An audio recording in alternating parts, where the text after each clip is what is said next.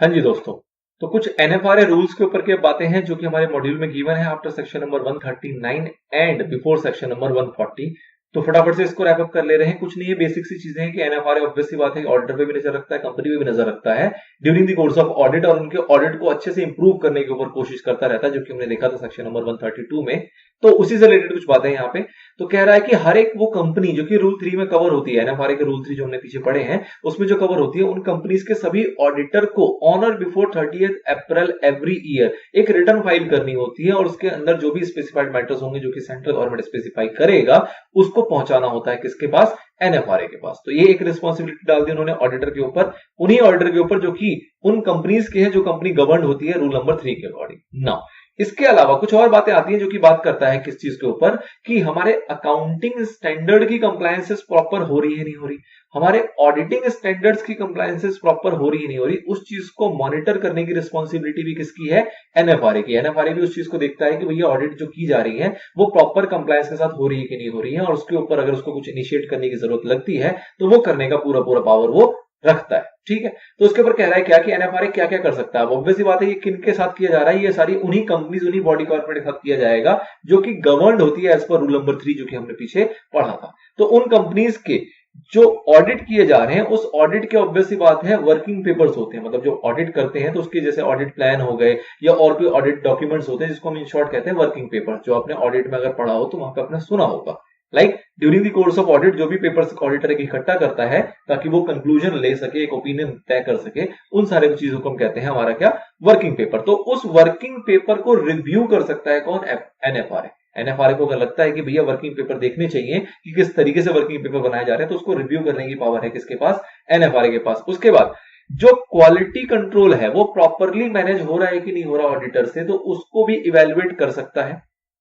Along with that जो documentation करता है हमारा ऑडिटर, मतलब जो ऑडिटर है वो डॉक्यूमेंटेशन करता होगा, कई सारे डॉक्यूमेंट्स को अपने पास इकट्ठा करके रखता होगा, वर्किंग पेपर्स को रखता होगा, और भी अलग अलग मैटर्स को वो अपने पास इंक्लोज करता होगा। उनका प्रॉपर मैनर है कि नहीं, उस मैनर में कोई कमी पेशी तो नहीं है, उस चीज को भी इवेल्युएट कर सकता है कौन, हमारा एनएफआरए। उसके बाद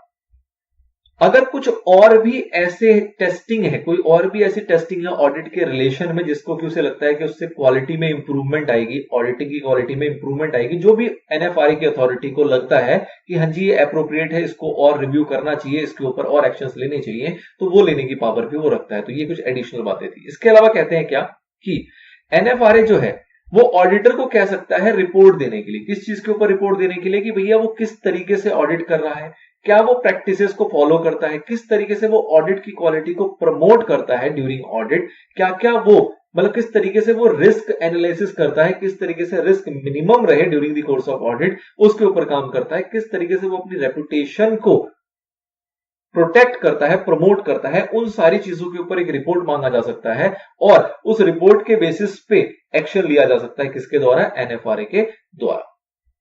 ना कुछ और एडिशनल इंफॉर्मेशन है, अगर कुछ चाहिए एनएफआरए को इन रिलेशन टू ऑडिट तो वो भी मंगवाया जा सकता है ऑडिटर से। अलॉन्ग विद दैट अगर वो कह दे कि भैया ऑडिटर जी तुम खुद आओ पर्सनली और हमारी ये सारी इंफॉर्मेशन हमें देके जाओ, तो वो भी करवाने की पावर रखता है ऑडिटर। मतलब ऑडिटर को वो बुला सकता है एनएफआरए और कह सकता है कि आप खुद से आइए पर्सनली और हमें ये सारी चीजें समझाइए कि किस तरीके से आपने काम किया है। तो ये चीज भी ऑडिटर को करनी पड़ेगी। नाउ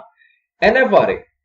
जो ये परफॉर्म करेगा इस टाइप की एक्टिविटीज को, लाइक मॉनिटर करना है या इस टाइप की एक्टिविटीज करना है, वो कैसे करेगा, तो ऑब्वियसली बात है by use of their officers और एक्सपर्ट्स, जो भी उनके पास एक्सपर्ट्स होते हैं, जो ऑफिसर्स होते हैं जिनको इन रेलेवेंट इंडस्ट्री के बारे में पता होता है, ऑडिटिंग की टर्मिनोलॉजी के बारे में पता होता है, ये सारी चीजों से वो वेल अवेयर होते हैं, इनकी मदद से वो सारी ये मॉनिटरिंग की एक्टिविटी को करवाता है कौन, एनएफआरए। अच्छा जी, अब अगर उसको लगता है कि कुछ फाइंडिंग्स हुई हैं इन सारी प्रोसेस के बाद, उसको कुछ चीजें पता लगी, तो उन सारी चीजों जो भी उनको नॉन कंप्लायंस के रिगार्डिंग में पता लगा होगा, उन सभी चीजों को वो पब्लिश करेगा कहां पे, अपनी वेबसाइट के ऊपर। जो एनएफआरए की वेबसाइट है वहां पे पब्लिश की जाएंगी सारी की सारी नॉन कंप्लायंसेस को, अनलेस अदरवाइज अगर लगता है कि नहीं नहीं नहीं इसको पब्लिश करना सही नहीं है, इससे पब्लिक इंटरेस्ट में कोई ना कोई नुकसान हो सकता है, तो उस केस में वो ना भी पब्लिश करे तो चलेगा, बट उसका रीजन उसको रिकॉर्ड करके रखना पड़ेगा इन राइटिंग। मतलब क्या हुआ कि कोई भी नॉन कंप्लायंस उसको पता लगती है तो उसको वो पब्लिश करेगा वेबसाइट में, लेकिन वो पब्लिश नहीं करेगा अगर उसको लगता है कि पब्लिक इंटरेस्ट में इसको ना करना ही ज्यादा बेहतर होगा, और उसको ऐसा क्यों लगता है उस चीज को वो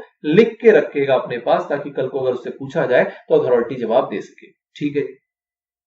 फिर बात आती है कि भैया जो भी पब्लिक प्रोप्राइटरी होती है या फिर कोई कॉन्फिडेंशियल इंफॉर्मेशन है तो उसको भी वो पब्लिश ना करे, मतलब कोई हमारी प्रोप्राइटरी या फिर कॉन्फिडेंशियल इंफॉर्मेशन है तो उसको भी एनएफआरए पब्लिश ना करे, अनलेस अदरवाइज अगेन उसको लगता है क्या कि पब्लिक इंटरेस्ट में पब्लिश करना जरूरी है तो वो कर सकता है, लेकिन अगेन उसकी भी क्या करेगा, वो अपने पास राइटिंग में रिकॉर्ड मेंटेन करके चलेगा। उसके बाद बात आती है कि भैया इस टाइप से जितनी भी हरकतें वो करता है तो उसका एक बिटवीन सम टाइम इंटरवल उसके ऊपर एक रिपोर्ट बनाता है और उस रिपोर्ट को वो सर्व करता है किसके पास, सेंट्रल गवर्नमेंट के पास, for the purpose of information, मतलब सिर्फ इंफॉर्मेशन पर्पस के लिए उस पूरे दस्तावेजों को जो भी कॉन्फिडेंशियल या प्रोप्राइटरी इंफॉर्मेशन होंगी जो उसको उसने वेबसाइट पर पब्लिश नहीं किया तो उसकी एक प्रॉपर रिपोर्ट बना के वो सेंड कर सकता है किसको, सेंट्रल गवर्नमेंट को, for the purpose of information. Now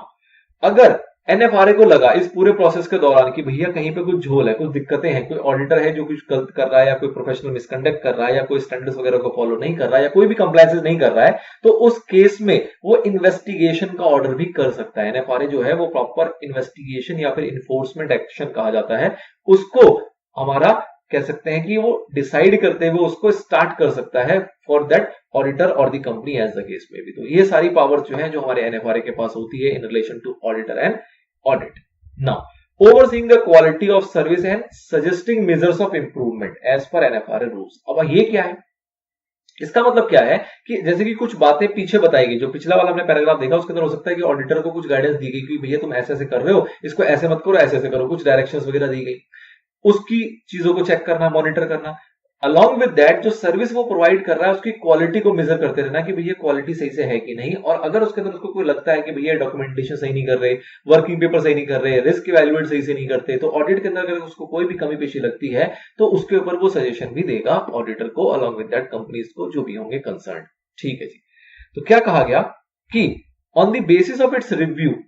NFRA ने क्या किया, डायरेक्शन दिया ऑडिटर को, और उसके ऊपर इंप्रूवमेंट, जो क्वालिटी इंप्रूवमेंट होनी थी उसके ऊपर भी वो क्या करेगा, एक चेक मेजर करके रखेगा कि भैया जो ऑडिट प्रोसेस होता है, जो क्वालिटी कंट्रोल होता है, जो ऑडिट रिपोर्ट्स वगैरह बनाए जाते हैं उसके लिए प्रॉपरली क्वालिटी कंट्रोल मेजर किया जा रहा है नहीं जा रहा है, ऑडिट क्वालिटी आपकी is up to the mark है या नहीं है। ठीक है जी, फिर उसके बाद जो भी सजेशंस दिए गए, जो भी डायरेक्शन दिया गया उसके ऊपर क्या करना है, तो ऑडिटर की ड्यूटी है कि भैया उनको इंप्रूव करे जो भी उसको सजेशन मिला है, और उसके ऊपर रिपोर्ट भेजे एनएफआरए को एक्सप्लेन करते हुए कि जो आपने जो डायरेक्शन दिया था उसको हमने प्रॉपरली कंप्लाई कर लिया है। ठीक है जी, तो वो रिपोर्ट भी किसको देगा, एनएफआरए को देगा। एनएफआरए मॉनिटर करेगा उस इंप्रूवमेंट्स वगैरह को, और उसके बिहाफ पे अगर उसको कुछ एक्शन लेना जरूरी लगता है तो वो भी ले सकता है। फिर आपको एक चीज पता होनी चाहिए कि जो हमारा institute of chartered accountant of India है ये भी एक इसके लिए स्पेशल बोर्ड बनाता है जिसका नाम है quality review board. Quality review board basically क्या करती है कि ऑडिटर प्रॉपरली ऑडिट कर रहे हैं कि नहीं कर रहे, डॉक्यूमेंट्स वगैरह मेंटेन कर रहे हैं नहीं कर रहे, वर्किंग पेपर सही से बना रहे नहीं बना रहे, इस चीजों के ऊपर वो रिव्यू करवाती रहती है रैंडम बेसिस पे